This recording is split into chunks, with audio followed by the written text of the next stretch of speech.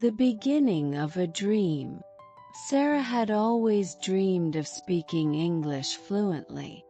Growing up in a small town where English was rarely spoken, she felt the language was a key to unlocking a world of opportunities.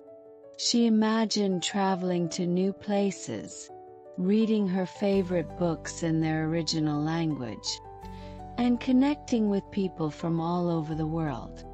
But there was one problem. English felt like a mountain she could never climb. Sarah tried several times to improve her English, but every time she started, she hit a wall of confusion and frustration. The grammar was tricky, the vocabulary endless, and speaking in front of others made her anxious. It was easy to give up and convince herself that she would never be fluent. But deep down, she knew that if she truly wanted to change her life, she had to keep going. Chapter 1. Building the Foundation. Vocabulary and Sentences. One day, Sarah decided to approach English differently. She realized that if she wanted to speak fluently, she needed to build a strong foundation. She started small, focusing on vocabulary. Every day she learned 10 new words. But she didn't just memorize them. She used them in sentences, wrote them in her journal, and tried to use them in conversations, no matter how simple. To remember these words, Sarah started creating flashcards. On one side she wrote the word, and on the other a sentence using the word. She kept these cards with her everywhere she went. While waiting in line or riding the bus, she would pull out a few cards and quiz herself. Over time, these words became part of her everyday language. She also began to practice sentences, focusing on structure and fluency. She knew that understanding grammar was important, but instead of getting stuck on complex rules, she practiced forming sentences naturally. Sarah found that speaking simple sentences out loud, even to herself, helped her gain confidence. For example, if she learned the word exhausted, she would practice saying, "I feel exhausted after a long day at work," until it felt natural. Chapter 2. The Power of Reading. Immersing in English. As Sarah's vocabulary grew, she started to incorporate reading into her daily routine. She knew that reading was one of the best ways to see how words and sentences were used in real contexts. However, she didn't start with difficult novels. Instead, she picked up books that matched her current level. Short stories, children's books, and articles on topics she loved. She would read slowly, taking time to understand each sentence, and whenever she encountered a new word, she added it to her flashcards. But she didn't just read passively. She engaged with the material. After finishing a chapter or an article, Sarah would summarize what she had read, either by writing it down or speaking it aloud. This practice not only improved her comprehension but also helped her internalize new words and phrases. One of Sarah's favorite strategies was to read the same story or article multiple times. The first time, she focused on understanding the general meaning. The second time, she paid attention to details like grammar and sentence structure. By the third time, she could read fluently, almost like a native speaker. This repetition helped solidify her understanding and made her feel more confident in her reading skills. Chapter 3: Listening and Speaking. Finding your voice. Fluency isn't just about knowing words or reading well. It's about being able to communicate effectively. Sarah knew that to become fluent, she needed to practice listening and speaking. She started with something simple, listening to English songs and repeating the lyrics. Music became a fun and effective way for her to practice pronunciation and rhythm. Next, Sarah moved on to podcasts and audiobooks. At first, it was challenging to understand everything, so she listened to materials that matched her level. She found podcasts on topics she was passionate about: cooking, travel, and personal growth. She listened every day, often pausing to repeat phrases or write down interesting expressions. But listening wasn't enough. Sarah knew she had to speak, even if it felt uncomfortable. She started by talking to herself in English, narrating her day as she went about her routine. "I'm making breakfast," she would say, or "I need to buy groceries today." This practice helped her think in English and become more comfortable with the language. Sarah also found a language exchange partner online. They would meet twice a week via video call, speaking in English for half the time and in her partner's language for the other half. These conversations were incredibly valuable, as they pushed Sarah to speak in real time, think on her feet, and learn from her mistakes. Chapter 4: Practice Makes Perfect. The Importance of Consistency. As the weeks turned into months, Sarah noticed a significant improvement in her English. She could read and understand more complex texts, hold conversations with greater ease, and even think in English without translating from her native language. The key to her progress was consistency. Every day without fail, Sarah dedicated time to her English practice. She treated it like a workout for her brain, something that required discipline and regular effort. Some days were harder than others. There were times when she felt frustrated, when the words wouldn't come, or when she made mistakes. But Sarah knew that fluency wasn't about being perfect. It was about progress. She kept a journal of her learning journey, writing about her successes, struggles, and new words she learned. On days when she felt discouraged, she would look back at her journal to see how far she had come. This reminded her that every small step was bringing her closer to her goal. Chapter 5: The Final Stretch: Reaching Fluency. After a year of dedicated practice, Sarah's English had improved dramatically. She was able to read books in English, hold conversations with native speakers, and even watch movies without subtitles. But she knew that the journey didn't end here. Fluency is a lifelong pursuit. Sarah continued to challenge herself by setting new goals. She joined a local English-speaking club, where she could practice her skills in a social setting.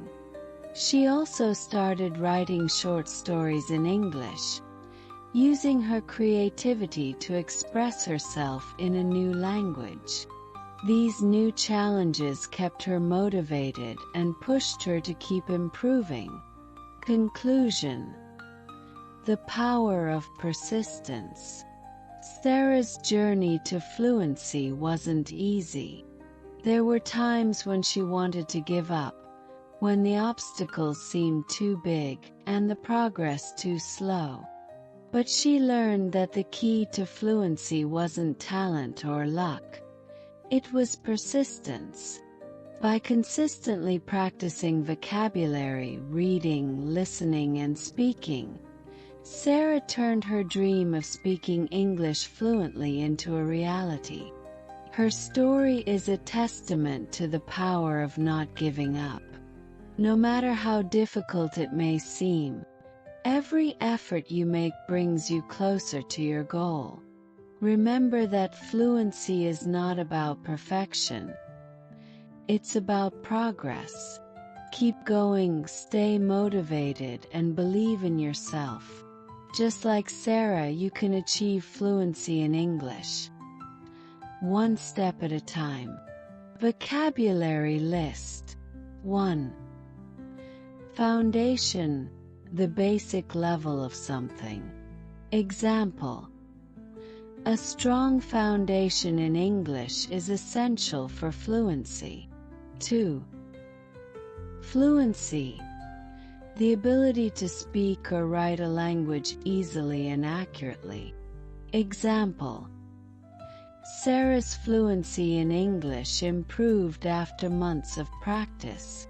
3. Vocabulary, the body of words used in a particular language. Example: building your vocabulary is key to mastering any language. 4. Consistency, the quality of always behaving or performing in a similar way. Example: consistency in practice is what led Sarah to her success. 5. Persistence, the fact of continuing in an opinion or course of action despite difficulty. Example: Sarah's persistence helped her overcome the challenges in learning English. 6. Narrate, to tell a story or describe a series of events. Example: Sarah practiced English by narrating her daily activities. 7. Engage, to participate or become involved in. Example: engaging with the material helped Sarah understand English better. 8. Internalize, to make a belief, attitude, or behavior part of your nature by learning or practicing it. Example: Sarah internalized new words by using them in sentences. 9. Motivation, the reason or reasons one has for acting or behaving in a particular way. Example: Sarah's motivation to learn English came from her dream of traveling. 10. Challenge, a task or situation that tests someone's abilities. Example: joining an English-speaking club was a new challenge for Sarah. This story shows that fluency in English is achievable with dedication, practice, and the right strategies. It's a journey, and every step you take, no matter how small, brings you closer to mastering the language.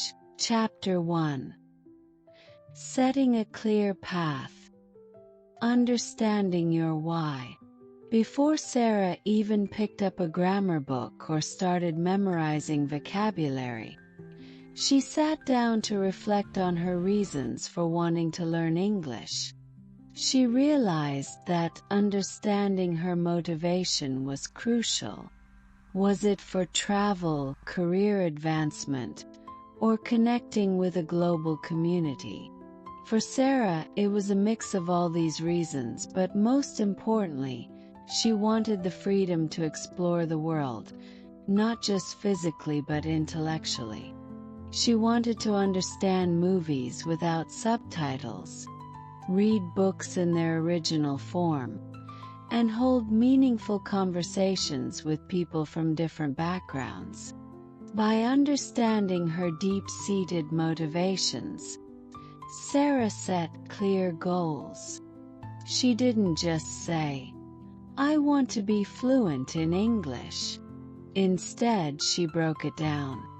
"In 6 months, I want to be able to read a short novel in English." Or in 3 months, I want to confidently order food in English while traveling. These specific goals gave her direction and made the process less overwhelming. Chapter 2: Immersion and Exposure. Surrounding yourself with English. Sarah knew that to truly master English, she had to surround herself with it constantly. She transformed her environment into a mini English-speaking world. Labels around her house were replaced with English ones. Her phone and computer settings were switched to English. Even her shopping list was now written in English. This constant exposure made the language feel less foreign and more like a natural part of her daily life. She also started following English-speaking influencers and content creators on social media. Whether it was a YouTube channel about cooking or an Instagram account focused on travel, Sarah made sure her feed was filled with English content. This not only helped her learn new vocabulary and context, but also kept her motivated. Every time she watched a video or read a post, she felt a step closer to her goal. Chapter 3: The Art of Speaking, Finding Opportunities to Converse. While Sarah practiced reading and listening, she knew that speaking was the most challenging part of learning English. To overcome this, she began speaking to herself in English. It started with simple things: describing her day, talking about what she planned to do next, or narrating her thoughts out loud. This self-talk was crucial in helping her become comfortable with forming sentences and thinking in English. But Sarah didn't stop there. She actively sought out speaking opportunities. She joined online forums and participated in discussions, even if it was just to say a few sentences. She found language exchange partners who were learning her native language, allowing her to practice English in a real conversational context. They would discuss topics ranging from their favorite movies to cultural differences, providing Sarah with a rich, diverse practice environment. To further challenge herself,